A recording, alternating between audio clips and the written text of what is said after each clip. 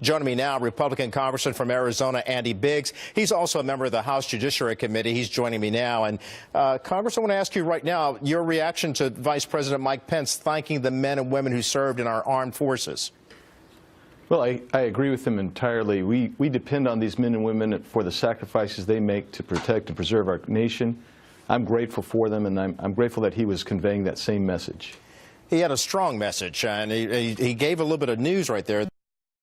The President of the United States will likely try to expand upon the budget for the armed forces. He talked about the $21 billion investment already done, but also talking about the new budget. What are your comments on that, sir?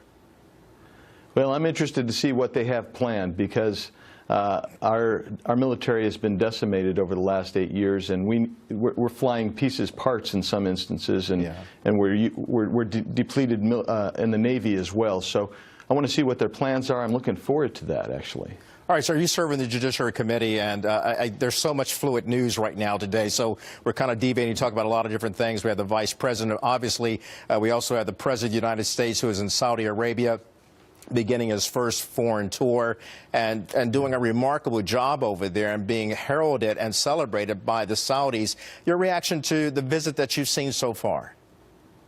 Oh, I'm very uplifted by that. I think what we're seeing happening is a reset of the Mideast balance that is the way that we're going to have peace in the Mideast, and that's really what we need, is to get a real balance there so we can have more stability and more peace. And I'm pleased at the way President Trump was received by the Saudis, and I think he's done a great job watching it. I've been watching it last night and today as well, trying to get a feel for it, mostly early this morning, I must confess, but I'm very excited by what I see.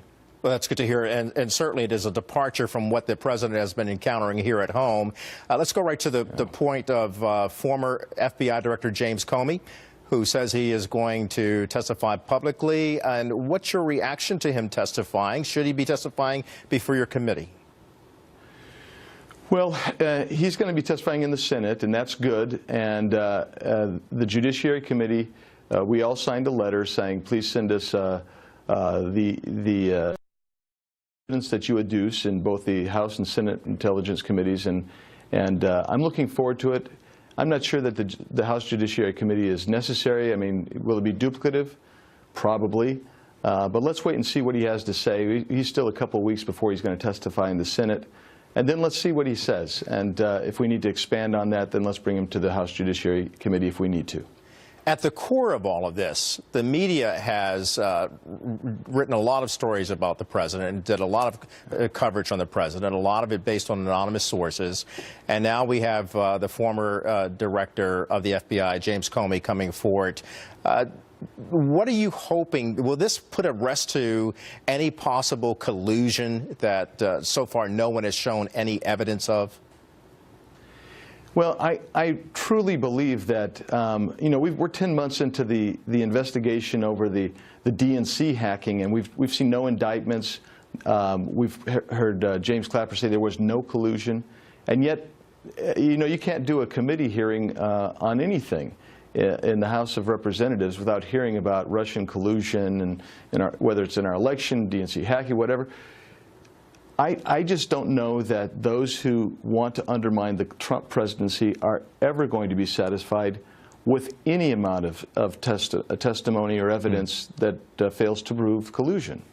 Congressman, the disturbing thing that a lot of people have, the people on the streets, are saying, what is going on within the leadership of the United States of America? Congress is not getting along, yet you're trying to pursue a very ambitious agenda that the President himself has tried to enact.